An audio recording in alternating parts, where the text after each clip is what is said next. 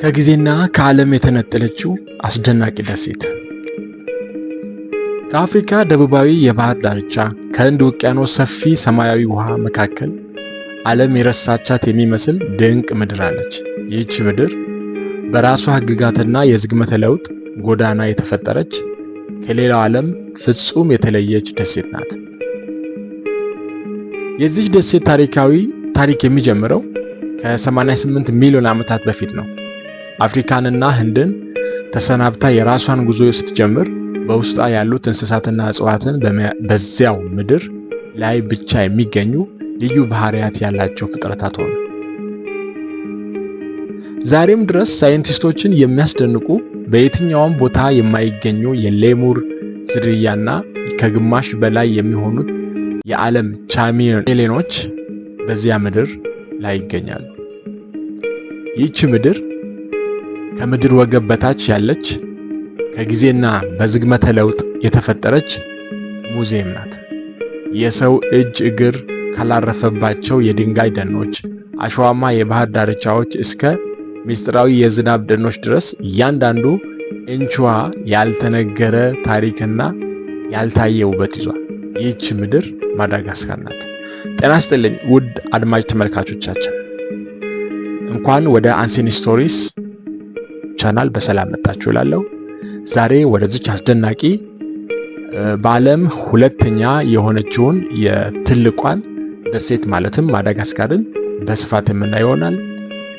ስለምትከታተሉን እናመሰግናለን። ሐሳባችሁን በኮሜንት መስጫ ሳጥኑ ላይ እንድታደርጉልን እየጠየቅን አሁን ወደ ዝግጅታችን እንሄዳለን።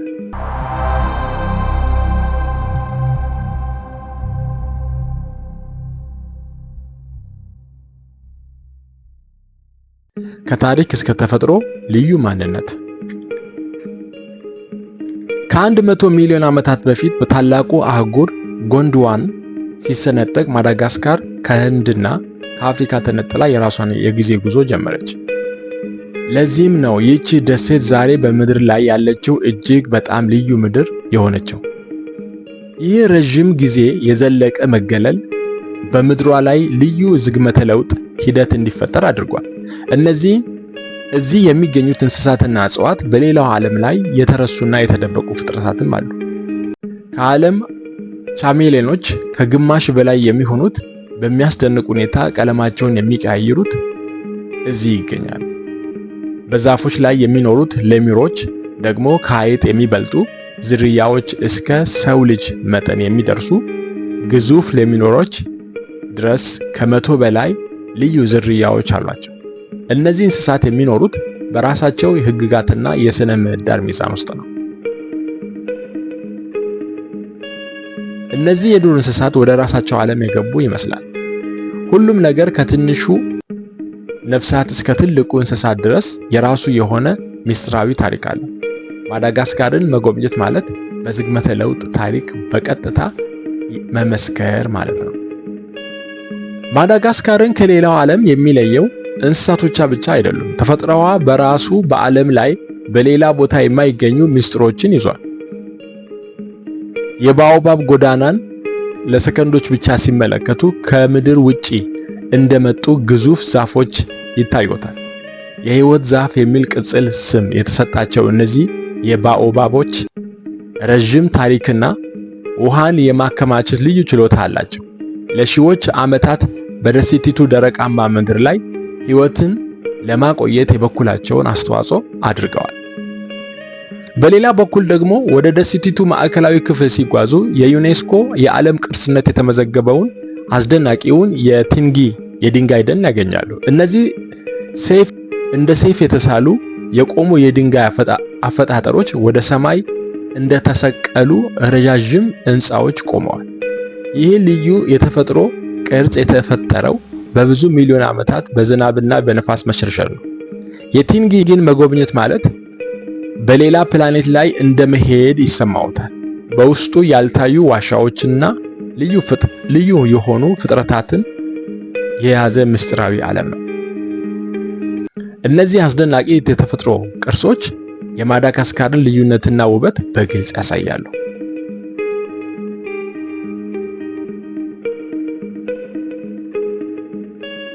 የባህሎች ድብልቅና የሰዎች ማንነት። የማዳጋስካርን ታሪክ ለመረዳት የጊዜ አቅጣጫን ወደ ኋላ መመለስ ያስፈልጋል። ከ1500 ዓመታት በፊት የመጀመሪያዎቹ የሰው ልጆች ወደዚች ደሴት ሲደርሱ የመጡት ከጎረቤት አፍሪካ ሳይሆን ከሩቅ ደቡብ ምስራቅ እስያ በተለይም ከኢንዶኔዥያ ነው። እነዚህ መርከበኞች የራሳቸው የቋንቋ ወጎች፣ የሩዝ እርሻ ዘዴን እና ሙዚቃ ይዘው መጡ። ከጊዜ በኋላ ከአፍሪካ ምስራቃዊ የባህር ዳርቻ የመጡ ቡድኖች ከነዚህ ጋር ተቀላቀሉ። ይህም የማላጋሲ ህዝቦችን ልዩ ማንነትን ፈጠረ። ይህ የኢንዶኔዥያና የአፍሪካ ማንነት ድብልቅ ዛሬ ባህላቸው፣ ባናኖራቸውና በወጋቸው ውስጥ በግልጽ ይታያል። ከነዚህ ልዩ ወጎች መካከል አንዱ ደግሞ ፋማሃዲንሃና የሚባል ስነ ስርዓት ነው። ይህ ስነ ስርዓት የሚከበረው ከሞቱ ሰዎችን አጽም ከፈኑቃቸው አውጥተው በአዲስ ጨርቅ ጠቅልለው ከሙዚቃ ጋር የሚጨፍሩበት ነው። ይህ በሕያዋንና በሟቾች ቅድመ አያቶቻቸው መካከል ያለውን የማይቋረጥ ጠንካራ ግንኙነትን እና አክብሮትን ያሳያል። የማዳጋስካር ህዝቦች ከታሪካቸውና ከቅድመ አባቶቻቸው ጋር ያላቸውን ግንኙነት ምን ያህል ጠንካራ እንደሆነ የሚያሳይ ነው።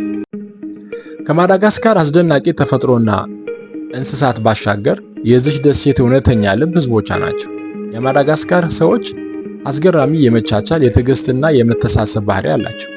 በታሪካቸውና በኑሯቸው ውስጥ ብዙ ፈተናዎችን ቢያልፉም ፈገግታቸውና ተስፋቸው ግን ሁሌም ሕያው ነው። በየመንደሩ እና በየአካባቢው የሚገኝ ገበያ፣ በጎዳናዎች ላይ ወይም በሩዝ ማሳ ውስጥ ስትሄዱ ከሰዎች ጋር መገናኘት የጉዞ ወሳኝ አካል ይሆናል።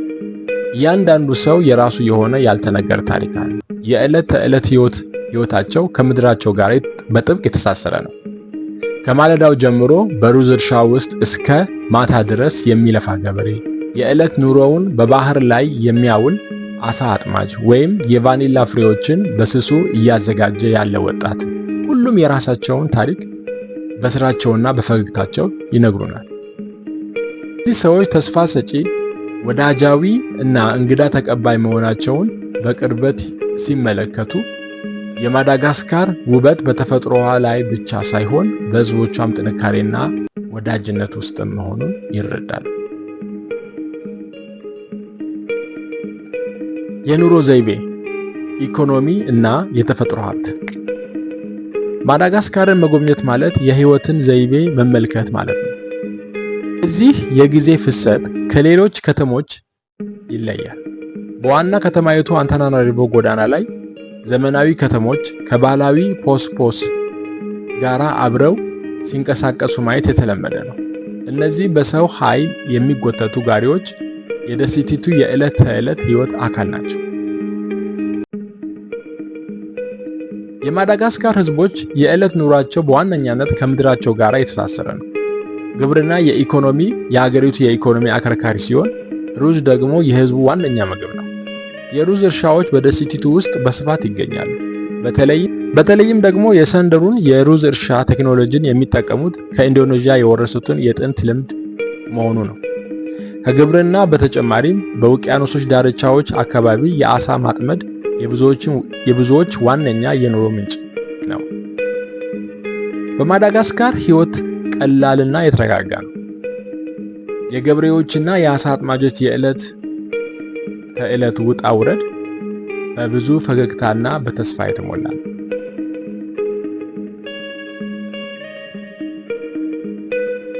ማዳጋስካር በዓለም ላይ ካሉት የቫኒላ አምራች ቀዳሚ ሀገር ስትሆን ከዓለማችን ቫኒላ 80% ያህሉን እዚህ ደሴት ላይ ነው የሚመረተው።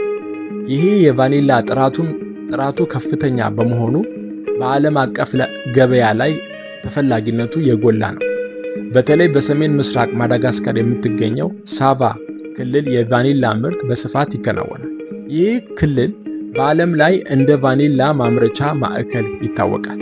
ቫኒላ የእርሻ ላይ የተሰማሩት አብዛኛዎቹ አርሶ አደሮች አነስተኛ ገቢ ያላቸው በመሆናቸው የቫኒላ ዋጋ በየጊዜው ሲቀያየር በኑሯቸው ላይ ከፍተኛ ተጽዕኖን ይፈጥራል።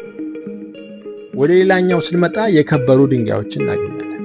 ማዳጋስካር በከበሩ ድንጋዮች ሀብታም ትታወቃለች። ከነዚህም መካከል ሴምፔር፣ ሩብ እና ኤምራልድ ይገኙበታል። በተለይ በደቡብ ምዕራብ ማዳጋስካር ኢላካካ የተባለ ትንሽ መንደር በ1998 የሴምፔር ማዕድን ከተገኘ በኋላ የብዙዎችን ሕይወት ለውጧል። በተለይ ከብዙ ቦታ የመጡ ሰዎች በዚች መንደር በመጎረፋቸው የሴምፔር ፍለጋ ላይ በተሰማሩ ማዕድን ቆፋሪዎች ተሞልታለች። ይሁን እንጂ አብዛኛው እነዚህ በማዕድን ፍለጋ ስራዎች የሚከናወኑት በሕገ ወጥ መንገድና በአደገኛ ሁኔታ ውስጥ በመሆኑ የአካባቢው ማህበረሰብ የሚገጥመው ችግር ቀላል አይደለም። ይህ የተፈጥሮ ሀብት ብልጽግና ቢኖረውም የማዳጋስካር ሕዝብ የኑሮ ደረጃ አሁንም ዝቅተኛ ነው። የአገሪቱ የኢኮኖሚ በዋነኛነት በእርሻና በማዕድን ዘርፍ ላይ የተመሰረተ ቢሆንም የሀብት ምንጭ ፍትሃዊ አለመሆን፣ የፖለቲካ አለመረጋጋትና ሙስና በሕዝቡ የኑሮ ሁኔታ ላይ አሉታዊ ተጽዕኖ አሳድሯል። በዚህም ምክንያት አብዛኛው የማዳጋስካር ሕዝብ በቀን $1 ባነሰ ገቢ የሚተዳደር ነው። የከበሩ ድንጋዮችና የቫኒላ ንግድ ለሀገሪቱ ከፍተኛ ገቢ ቢያስገኝም ይህ ገቢ በአብዛኛው በጥቂት ሰዎች እጅ ይገባል ወይም ወደ ውጭ ሀገር ይወጣል እንጂ የአብዛኛውን ሕዝብ የኑሮ ሁኔታ አልቀየረም። በመጨረሻም እስኪ ይህችን ደሴት ከሌላው ልዩ የሚያደርጋትን ነገሮችን አንድ በአንድ እንመልከት። የዓለማችን አራተኛዋ ትልቋ ደሴት። በዓለም ካርታ ላይ ማዳጋስካር ትንሽ ደሴት ልትመስል ትችላለች። ነገር ግን እውነታው ግን ከዚህ በፍጹም የተለየ ነው። ማዳጋስካር የዓለማችን አራተኛዋ ትልቋ ደሴት ብትሆንም መጠኗ ከፈረንሳይና ከቤልጅየም ጠቅላላ ስፋት የበለጠ ነው። ይሄ ትልቅ ስፋቷ እጅግ በጣም የተለያዩ መልክዓ ምድሮችና ስነ ምህዳሮች መኖሪያ እንድትሆን አስችሏታል። የዚች ደሴት ምስጢር በስፋቷ ውስጥ ብቻ ያበቃል። ከሰሜን እስከ ደቡብ ስትጓዙ በጣት የሚቆጠሩ ሰዓታት ውስጥ ከእርጥበት የዝናብ ደኖች ወደ ደረቃማ የዛፍ የተሞሉ በረሃማ አካባቢዎች መሸጋገር ይችላሉ። ወደ ምስራቅ ስትመለከቱ ጥቅጥቅ ያለ አረንጓዴ የሆነ ጫካ ሲሆን፣ ወደ ምዕራብ ሲያቀኑ ደግሞ ደረቃማ የሳቫና ሜዳማ ቦታዎችን ታገኛላችሁ። ይህ ልዩነት በውስጧ ያሉትን ልዩ የእጽዋትና የእንስሳት ዝርያዎች ለማኖር ትልቅ ሚና ይጫወታል። ማዳጋስካር ትልቅ ደሴት ብቻ ሳትሆን በተፈጥሮ ብዙሃነት የተሞላች በራሷ የምትመራ ትንሽ አህጉርም ናት። ደግሞ ወደ ሌላኛው ልዩ የማዳጋስካር ፍጥረት ስንገባ የሌሙር መኖሪያ መሆኗን እናያለን። ወደ ማዳጋስካር ጫካዎች ስንገባ እውነተኛው የሌሙር ዓለም ውስጥ እንደገባን ይሰማናል።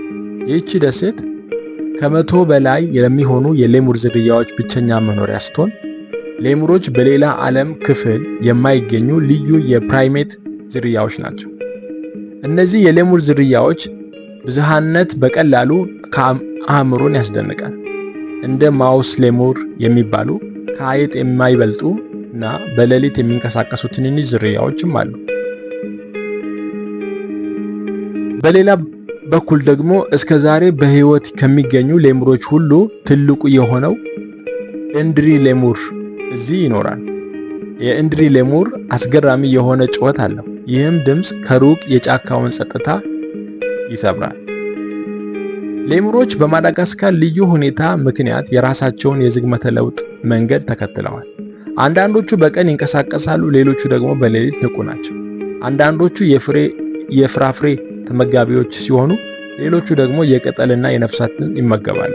ይህ ልዩነት በየጫካው ውስጥ የራሳቸውን ሕይወት እንዲመሩ አስችሏቸዋል። ማዳጋስካር የሌሙር መንግስት ናት። እነዚህን ፍጥረታት በቅርበት መመልከት የዓለማችን ልዩ ተፈጥሮን ማየት ማለት ነው።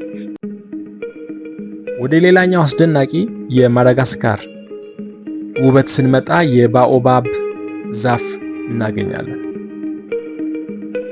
ወደ ማዳጋስካር ደቡባዊ ክፍል ስንጓዝ በዓለማችን ላይ ካሉ አስገራሚ የተፈጥሮ ስፍራዎች አንዱን እናገኛለን፣ የባኦባብ ጎዳና። ይህ ስፍራ የብዙ ሺህ ዓመታት ዕድሜ ያላቸው የግዙፍ የባኦባብ ዛፎች ረጅም ረድፍ ነው። ረጅምና ወፍራም ግንዳቸው ወደ ሰማይ እንደተንጠለጠለ ነው የሚታየው። የባኦባብ ዛፎች በመጠን ብቻም ሳይሆን በባህሪያቸውም ልዩ ናቸው። ለዚህ ነው የሕይወት ዛፍ ተብለው የሚጠሩት። በደረቃማ አካባቢ የሚኖሩት ቢሆኑም ግዙፍ ግንዳቸው ውስጥ ለብዙ ጊዜ የሚቆይ ከፍተኛ መጠን ያለው ውሃ ያከማቻሉ።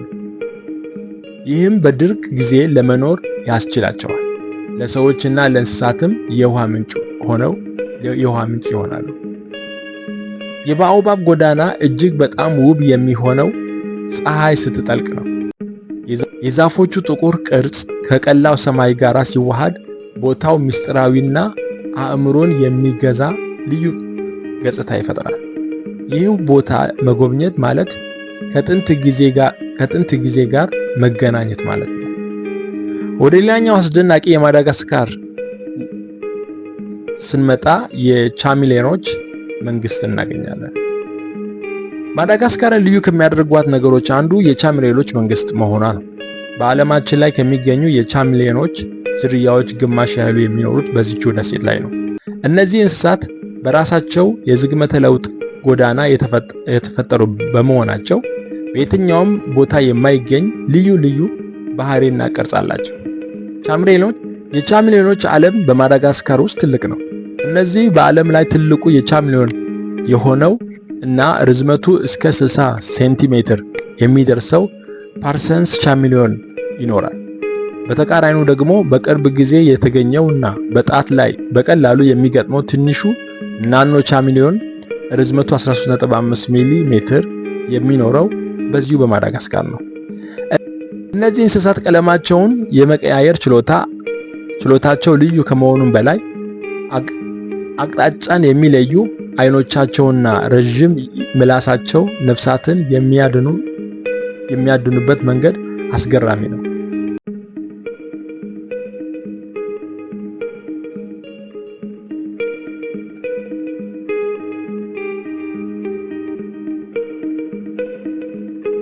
የማዳጋስካር ጫካዎችና ደረቃማ አካባቢዎች ለሁሉም የቻሚሌን ዝርያዎች መኖሪያ ሆነው ያገለግላሉ። ማዳጋስካር የቻሚሌኖች መኖሪያ ብቻም ሳትሆን በተፈጥሮ ብዝሃነት የተሞላች ምስጢራዊና ያልተጠበቀች ደሴት ናት። የሩዝ እናት ሀገር ማዳጋስካርን ከሌላው ዓለም የሚለየው ባህሏና አኗኗሯ ነው። የዚህ ሁሉ መሰረት ደግሞ ሩዝ ነው። ሩዝ ለማዳጋስካር ሕዝብ እንደ ምግብ ብቻም ሳይሆን የኑሮዋና የባህል ማዕከል ነው። ከሁሉም ዓለም ሀገሮች ይልቅ የማዳጋስካር ሕዝብ ሩዝ በብዛት ይጠቀማል። የሩዝ እርሻዎች በማዳጋስካር መልክዓ ምድር ውስጥ ትልቅ ቦታ ይይዛሉ። ከውቅያኖሶች ዳርቻ እስከ ተራራማ አካባቢዎች ድረስ በየትኛውም ቦታ የሩዝ ማሳዎች ይገኛሉ። በአካባቢው ቋንቋ ማላጋሴ ለሩዝ ከ12 በላይ የተለያዩ ቃላት አሉት። ይህም የሚያሳየው ሩዝ በማላጋሴ ሕዝብ ሕይወት ውስጥ ምን ያህል አስፈላጊ እንደሆነ ነው። በየቀኑ አንዳንዱ የማላጋሴ ሰው ሩዝን በ3 ዋና ዋና ምግቦች ውስጥ ይመገባል። ከሩዝ ጋር አትክልት፣ ስጋ ወይም አሳ ተጨምሮበት ይቀርባል። ከምግብነት ባሻገር ሩዝ በማላጋሴ ባህል፣ ወግ፣ ስነ ስርዓት እና በየዕለቱ የሰዎች መስተጋብር ውስጥ ወሳኝ ሚና አለው። የታንጎ ከሟቾች ጋር ዳንስ። ወደ ሌላ አስደናቂ የማዳጋስካር ልዩ ባህሪ ስንመጣ የታንጎ ከሟቾች ጋር የሚደረገው ስነ ስርዓት ነው፣ ወይም ደግሞ ፋማዲሃን ተብሎ ይጠራል። በማዳጋስካር ባህል ከሌላው ዓለም ለየት የሚያደርገው ስርዓቶች መካከል አንዱ ፋማዲሃን የሚባለው ነው። ይህ ማለት በቀጥታ ሲተረጎም የአጥንት መቀየር ወይም ደግሞ የሟቾች ዘመዶች መዞር ማለት ነው። ይህ ስርዓት የሚከበረው በሞቱ ሰዎች አጽም ከፍኖቃቸው ወጥተው አዲስና ንጹህ በሆነ የሐር ጨርቅ ጠቅልለው ከዚያም በሙዚቃና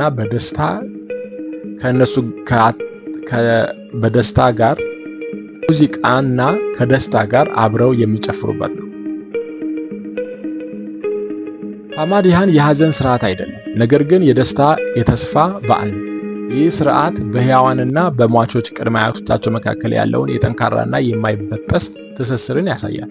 በማላጋሲዎች እምነት የሟቾች ቅድመ አያቶች አሁንም የቤተሰቡ አካል ናቸው። ስለዚህ ፋሚዲሃን የሞቱ ዘመዶችን ለመዘከር፣ ለማክበርና አብሮ ለመደሰት እንደገና የመሰብሰቢያ ጊዜ ነው። ይህ ስነ ስርዓት ለውጭ ሰዎች እንግዳ ቢመስልም ለማላጋሲ ህዝቦች የባህላቸው፣ የእምነታቸውና የቤተሰብ ትስስራቸው መሰረት ነው። ወደ ሌላኛው ስንመጣ የቫኒላ ዋና ከተማ ታሪክን እናገኛለን። ማዳጋስካርን ልዩ ከሚያደርጓቸው ነገሮች መካከል አንዱ የዓለማችን የቫኒላ ዋና ከተማ መሆኗ ነው። ለመገመት እንኳ በሚያዳግት መልኩ በዓለማችን ላይ ከሚመረተው የቫኒላ 80% ያህሉን የሚመነጨው ከዚቹ ደሴት ነው። ቫኒላ ከዓለማችን እጅግ በጣም ከሚፈለጉ ውድ ከሆኑ ቅመማ ቅመሞች አንዱ ነው። በተለይ በሰሜናዊው የደሴቲቱ ክፍል የሚገኘው ሳቫ ክልል የቫኒላ እርሻዎች በስፋት ይገኛሉ። ይህ ክልል በዓለም የቫኒላ ምርት ትልቅ ቦታ አለው። የቫኒላ ተክል ማደግና ፍሬ ማፍራት ረጅም ጊዜ የሚወስድ ሲሆን ፍሬውም የሚሰበሰበውና የሚዘጋጀው ደግሞ በእጅ ነው። ይህ ሂደት ከፍተኛ የሰው ኃይልና ጥንቃቄን የሚጠይቅ ስለሆነ ነው። የቫኒላ ንግድ ለብዙ የማዳጋስካር ቤተሰቦች የኑሮ መሰረት ነው። የቫኒላ የዋጋ መለዋወጥ በቀጥታ የሕዝቡን የኑሮ ሁኔታ የሚወስን ነው። ስለዚህ ከቫኒላ ንግድ ጋር በኢኮኖሚ ጥገኛ የሆነች ደሴት ናት። ወደ ሌላ አስደናቂ ነገር ስንመጣ ደግሞ የቲንጊን የድንጋይ ደን እናገኛለን። ወደ ማዳጋስካር ምዕራባዊ ክፍል ስንጓዝ የዩኔስኮ የዓለም ቅርስ የሆነው ልዩና አስገራሚ ቦታ እናገኛለን። የቲንጊ ደ ቤማራን የድንጋይ ደን። የቲንጊ የሚባለው ቃል በአካባቢው ቋንቋ እግር መርገጥ የማይቻልበት ቦታ ማለት ነው። ስሙም የቦታውም ልዩ ባህሪ በሚገባ ይገልጸዋል። ይህ ቦታ እንደ ሰይፍ የሾሉና የቆሙ የኖራ ድንጋይ አፈጣጠሮች ያሉበት ነው። እነዚህ የድንጋይ ጫፎች ወደ ሰማይ እንደተሰቀሉ ግዙፍ ምሰሶዎች ሆነው ይታያሉ። ይህ አስገራሚ የተፈጥሮ ቅርስ የተፈጠረው በብዙ ሚሊዮኖች ዓመታት የዝናብና የንፋስ መሸርሸር ሂደት ነው። የቲንጊን መጎብኘት ማለት በሌላ ፕላኔት ላይ እንደመሄድ ይሰማዎታል። በድንጋዮቹ መካከል የሚገኙ ጥልቅ ሸለቆዎች፣ ያልታዩ ዋሻዎችና በየቦታው የተሸሸጉ ልዩ የእንስሳትና የእጽዋት ዝርያዎች ያገኛሉ። ይህ ቦታ የራሱን ስነ ምህዳር የፈጠረ ሲሆን በውስጡም ያልተለመዱ የሌምሮችና የሌሊት ወፎች ይገኛሉ። የድንጋይ ደን የማዳጋስካር ተፈጥሮ ምን ያህል ምስጢራዊና ያልተጠበቀ እንደሆነ ያሳያል። ወደ ሌላኛው ስንመጣ ደግሞ ፓውስን እናገኛለን። በማዳጋስካርም መጎብኘት ማለት የህይወት ዘይቤዋን መመልከት ማለት ነው። ከነዚህ የጊዜ ፍሰት ከሌሎች ዓለም ከተሞች ይለያል። በዋና ከተማዋ አንታናሪቮ ጎዳናዎች ላይ በዘመናዊ መኪናዎች ከባህላዊ ፖስ ጋራ አብረው ሲንቀሳቀሱ ማየት የተለመደ ነው። እነዚህ በሰው ኃይል የሚጎተቱ ጋሪዎች የደሴቲቱን የዕለት ተዕለት ህይወት አካል ናቸው። የፖስ ሹፌሮች በየቀኑ በብዙ ሰዓታት የከተማውን ጎዳናዎች ያገለግላሉ። ሰዎች ለረጅም እና አጭር ርቀት ጉዞ እንዲሁም ዕቃዎችን ለማመላለስ ይጠቀሙበታል። በተለይ ደግሞ የከተማዋ ጎዳናዎች በኮረብታና ቁልቁለት የተሞሉ በመሆናቸው እነዚህ ትራንስፖርቶች ጠቃሚ ናቸው። ማዳጋስካር ዘመናዊነትን ከጥንት ልማዶች ጋር አጣምና የያዘች ልዩ ቦታ መሆኗን ያሳያል። የፎሳ አዳኝ እንስሳ። ይህ ደግሞ ሌላው አስደናቂው የማዳጋስካር ሀብት ነው። የማዳጋስካርን ደኖች ስትጎበኙ አብዛኛውን ጊዜ የሚያዩአቸው እንስሳት እንደ ሌሙር ያሉ ሰላማዊ ፍጥረታት ናቸው። ነገር ግን ከነዚህ የተለየ እና ምስጢራዊ የሆነ አዳኝ አለ። የድመትና የውሻ ድብልቅ የሚመስለው ፎሳ በማዳጋስካር የሚገኝ ትልቁ እና ብቸኛው አዳኝ እንስሳ ነው። የፎሳ አካል መዋቅር ለሕይወቱ ፍጹም ተስማሚ ነው። ቀጠን ያለ ሰውነቱና ረጅም ጥፍሮቹ በዛፎች ላይ በቀላሉ ለመውጣትና ለመውረድ ያስችሉታል። ዋናው ምግቡም እንደሌላው ቦታ የማይገኙት ሌሙሮች ናቸው። ፎሳ ሌሙሮችን ለማደን በጫካ ውስጥ ምስጢራዊ በሆነ መንገድ ይንቀሳቀሳል። ይህም ልዩ እንስሳ በማዳጋስካር ስነ ምህዳር ውስጥ ትልቁን ሚና ይጫወታል። የሌሙሮችን ቁጥር በመቆጣጠር የጫካውን ሚዛን ለመጠበቅ ይረዳል። ፎሳ ከጥፋት አደጋ የተጠበቀ እንስሳ ሲሆን ለዚህም ነው በጣም አልፎ አልፎ የሚታየው። ሌላው ደግሞ ወደ ማዳጋስካር ስንመጣ ልዩ የሆነ የሰላምታ ስርዓትን እናገኛለን። ወደ ማዳጋስካር ባህል ጠልቀን ስንገባ የሰላምታ አሰጣጥ ስነ ስርዓታቸው እንኳ ልዩ መሆኑን እንረዳለን። የማላጋሲ ህዝቦች ሰላምታ የሚሰጡት መንገድ ትህትናን፣ አክብሮትንና ጥልቅ ግንኙነትን በሚያንጸባርቅ መልኩ ነው። በማላጋሲ ባህል ለትልቅ ሰው ወይም ለአረጋዊ ሰላምታ ሲሰጥ አንድ እጅ ብቻ በመዘርጋት ሰላምታ አይሰጥም። ይልቁንስ ሁለቱንም እጆች በመዘርጋት ነው። ይህም ለአረጋዊ ሰው ያለውን ጥልቅ የአክብሮትና ትህትናን ያሳያል።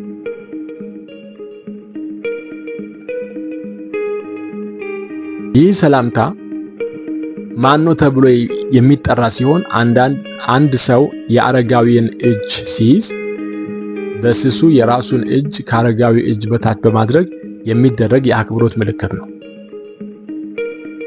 ይህ የሰላምታ ስርዓት የማላጋሲ ህዝቦችን ለቤተሰብና ለሽማግሌዎች ያላቸውን የአክብሮት ምን ያህል ዋጋ እንደሚሰጡት ያሳያል። ይህ ቀላል የሚመስል ተግባር በማላጋሲ ህይወት ውስጥ ትልቅ ቦታ አለው። የብሔራዊ ስፖርት ወይም ሩግቢ። በአብዛኛው የአፍሪካ አህጉር እግር ኳስ እንደ ንጉስ ይከበራል። ነገር ግን በማዳጋስካር ውስጥ ነገሩ የተለየ ነው። እዚህ የብሔራዊ ስፖርቱ ሩግቢ ነው። ይህም ማዳጋስካርን ከብዙ የአፍሪካ ሀገራት ለየት ያደርጋታል። የሩግቢ ጨዋታ በማዳጋስካር ህዝብ ህይወት ውስጥ ትልቅ ቦታ አለው። በሁሉም ከተማና መንደር ወጣቶችና ጎልማሶች ሲጫወቱ ማየት የተለመደ ነው። ጨዋታው በአካላዊ ጥንካሬ፣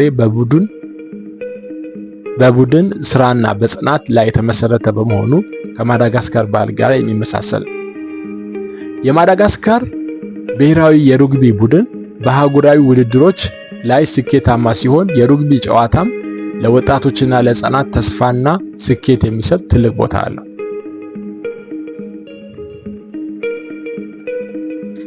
ሌላኛው አስደናቂ የማዳጋስካር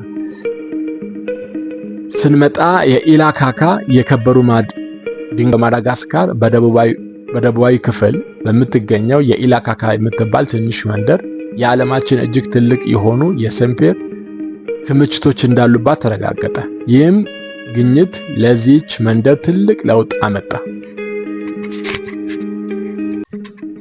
በአንድ ጀንበር ከማዳጋስካርና ከሌሎች ሀገራት የመጡ ብዙ ሺዎች የሚቆጠሩ አዲስ ህይወትና ሀብት ለመፈለግ ወደ ኢላካካ መጉረፍ ጀመሩ።